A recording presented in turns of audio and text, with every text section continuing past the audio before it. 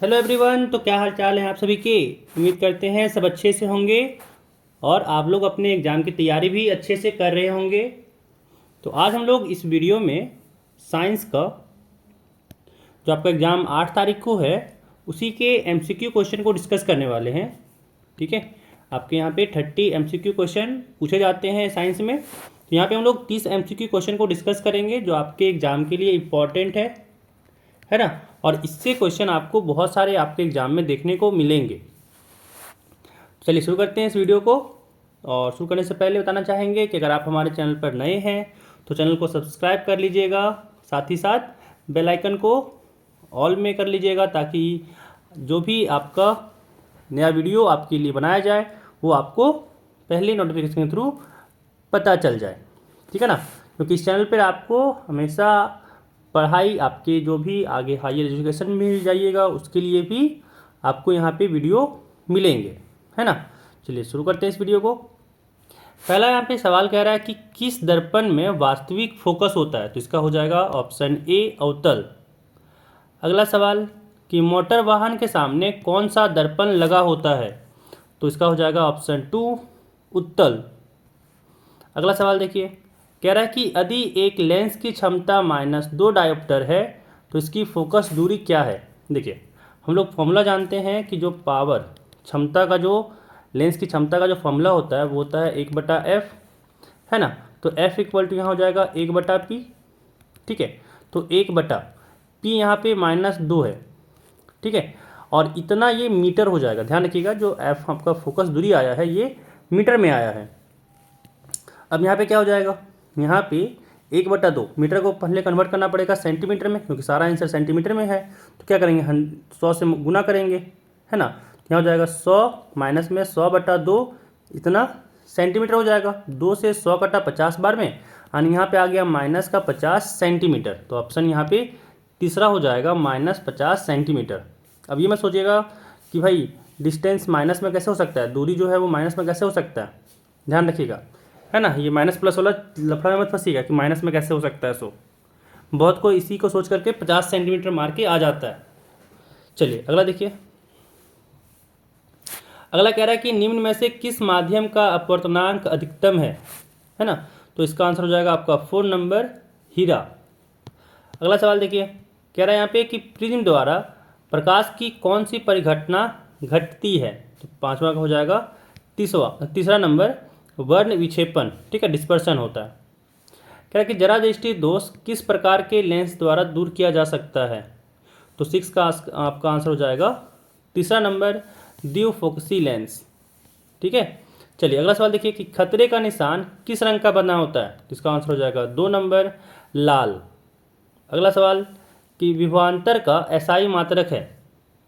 तो इसका आंसर हो जाएगा 1 नंबर वोल्ट।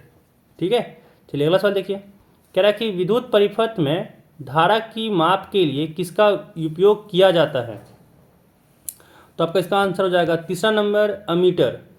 ठीक है, चलिए अगला सवाल देखिए, कह रहा है किसी बल्ब से 1 मिनट में 120 कूलम का आवेश प्रवाहित होता है तो प्रवाहित धारा का मान कितना होगा।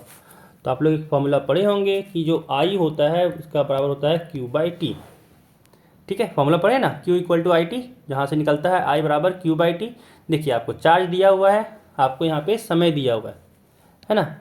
देखिए यहाँ पे क्या हो जाएगा, Q आपको जो दिया हुआ आवेश वो कह रहा है 120 कूलम है, और T जो आपका टाइम दिया हुआ यहाँ पे 1 मिनट, है ना। तो यहाँ पे सेकेंड में कन्वर्ट करना होता है, पहले जो आपका मिनट है उसको सेकेंड में कन्वर्ट कीजिए। तो 1 मिनट में 60 सेकेंड होता है, यहाँ पे 60 हो जाएगा। 0 से 0 कटा, 6 से 12 कटा 2 बार में, और यहाँ पे आ गया 2 एम्पियर। ठीक है, तो इसका आंसर हो जाएगा दूसरा नंबर 2 एम्पियर।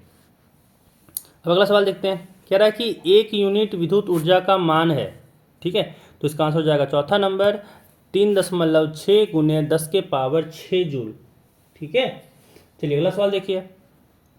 अगला सवाल यहाँ पे कह रहा है कि विद्युत धारा प्राप्त करने की युक्ति को कहते हैं।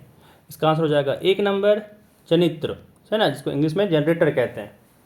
चलिए अगला सवाल देखिए। अगला सवाल यहाँ पे है कि लघुपथन के समय परिपथ में विद्युत धारा का मान हो जाता है। इसका आंसर हो जाएगा 1 नंबर बहुत अधिक, है ना। जो शॉर्ट सर्किट के टाइम में विद्युत धारा जो होता है बहुत ज़्यादा हो जाता है, इसलिए ना पंखा हो, बल्ब हो, सब चीज़ उड़ा देता है ना। तो इसे याद रखिएगा कि लघुपतन जब शॉर्ट सर्किट होता है उस समय आपका जो विद्युत धारा होता है बहुत ज़्यादा बढ़ जाता है। चलिए अगला सवाल देखिए, कह रहा है कि नीला लिटमस पेपर किससे लाल हो जाता है। तो इसका आंसर हो जाएगा 1 नंबर कि नीला लिटमस जो पेपर है आपका वो अम्ल डालने से लाल हो जाता है। ठीक है, और अगर यही चीज़ को लाल लिटमस पत्र को अगर हम लोग क्षार में डालेंगे तो वो नीला हो जाएगा। ठीक है, तो ये नीला और लाल वाले का ध्यान रखिएगा कि नीला को अगर जब डालें हम लोग नीला लिटमस पेपर को अम्ल में तो वो लाल हो जाता है, और लाल को अगर क्षार में डालें तो नीला हो जाता है। चलिए अगला देखिए, कह रहा है निम्न में कौन क्षार है। ठीक है, इसका आंसर हो जाएगा चौथा नंबर NaOH।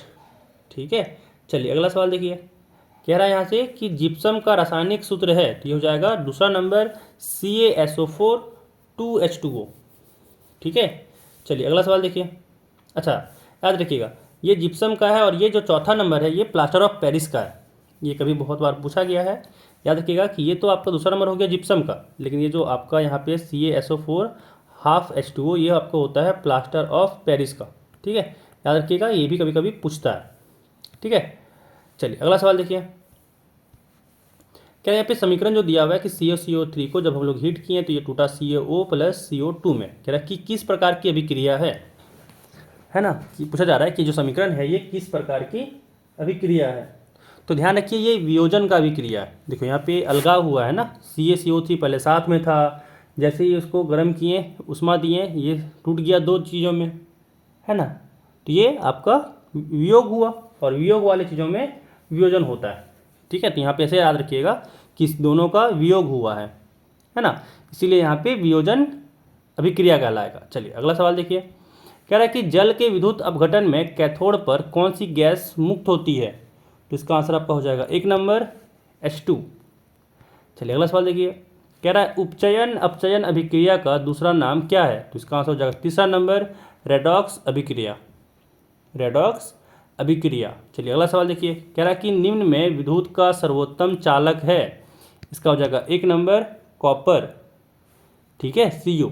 चलिए अगला सवाल देखिए, कि गंधक एक अधातु है। ठीक है, गंधक जो होता है एक अधातु नॉन मेटल। चलिए अगला सवाल, कि सीसा और टीन की मिश्र धातु को कहते हैं। इसका आंसर हो जाएगा 1 नंबर सोल्डर। ठीक है, सोल्डर कहते हैं जो सीसा और टीन से मिलकर बनता है। चलिए अगला सवाल देखिए, अगला सवाल यहाँ पे कह रहा है कि CnH2n+2 किसका सामान्य सूत्र है। तो हो जाएगा एल्केन का। ठीक है, ये एल्केन का होता है, और CnH2n ये होता है एल्कीन का। ध्यान रखिएगा कोई भी एक पूछ दे तो हम लोग यहाँ पे आंसर कर सकते हैं, इसलिए बता रहे हैं यहाँ पे कि ये तो आपका एल्केन का हो गया। ठीक है ना, ये हो जाएगा आपका एल्कीन का, और एल्काइन का होता है CnH2n-2 ये होता है एल्काइन का। ठीक है, चलिए अगला सवाल कह रहा है कि एल्डिहाइड का पर्यायकात्मक समूह है, जो हो जाएगा CHO। ठीक है, CHO कोई दिक्कत नहीं। ठीक है, ये होता है OH कीटोन के लिए CO होता है, ये एल्कोहल के लिए होता है, ये एसिड के लिए होता है।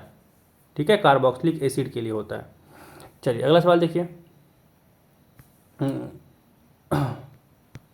अगला सवाल देखिए, कह रहा है कि एथेनॉल सोडियम से अभिक्रिया कर कौन सा गैस बनाता है ना। तो 25 का हो जाएगा पहला नंबर H2 गैस बनाता है। चलिए अगला सवाल देखिए, कह रहा है आधुनिक आवर्त सारणी में आवर्तों की संख्या है। ठीक है, जो मॉडर्न पीरियोडिक टेबल है उसमें नंबर ऑफ पीरियड्स कितना है। इसका हो जाएगा 1 नंबर कि 7 पीरियड्स होते हैं। ठीक है, चलिए अगला सवाल कह रहा है यहाँ पे कि स्वपोषी पोषण के लिए आवश्यक है ना। तो इसका आंसर हो जाएगा आपका 27 का ऑप्शन नंबर 4। इनमें से सभी कि CO2 तथा जल, क्लोरोफिल और सूर्य का प्रकाश सब चाहिए स्वपोषी पोषण के लिए। ठीक है, चलिए अगला सवाल देखिए, अगला सवाल कह रहा है कि जठर ग्रंथियां पाई जाती है।